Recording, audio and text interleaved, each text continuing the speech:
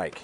Explosive comments tonight over the safety of nuclear reactors in our area. In fact, a meeting is being held tonight in the city of Braidwood. The purpose to address concerns residents have over failing alarms and a possible threat to the drinking water. CBS 2's Dave Savini was at the meeting. He joins us live from Braidwood City Hall. What happened, Dave?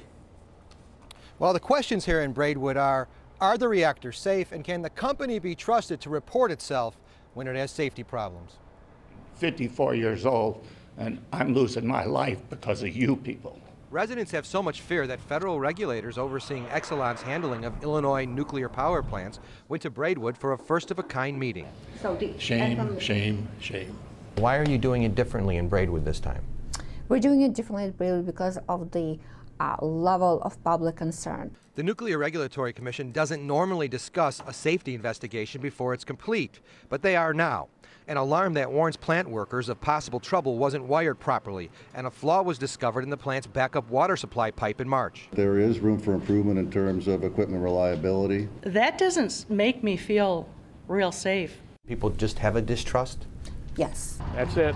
Residents say that's because for years a leaking pipe emitted 6 million gallons of water that had a radioactive substance called tritium into the ground. So they were testing for tritium? Yes.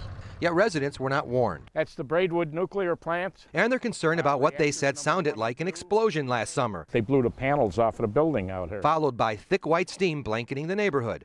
Tom and Judy Zimmer were among the residents who wanted to hear what the NRC has now discovered and whether it will cause them further problems. I came out here completely perfectly healthy, and now I'm not.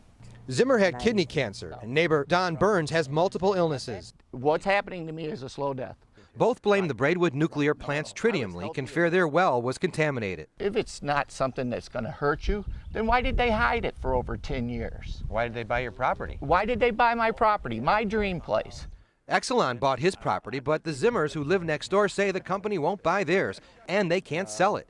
The tritium leak was disclosed just as they laid the last tiles in their new dream home. They're literally nuclear hostages in terms of their property and their real estate. David Kraft heads a nuclear watchdog group. He says Illinois has the most reactors and radioactive waste, and yet the NRC is not policing them aggressively enough. There was no risk to the public and health and safety as a result of the levels of contamination found in those wells. Even our dog has got a tumor. Come here, Soups. The NRC also says that drinking water here is safe and that only low amounts of tritium were found. They also say the alarms have been fixed along with those backup pipes, so just a small slap on the wrist down here. A lot of fear and a lot of concern from residents. All right, Dave, thank you very much.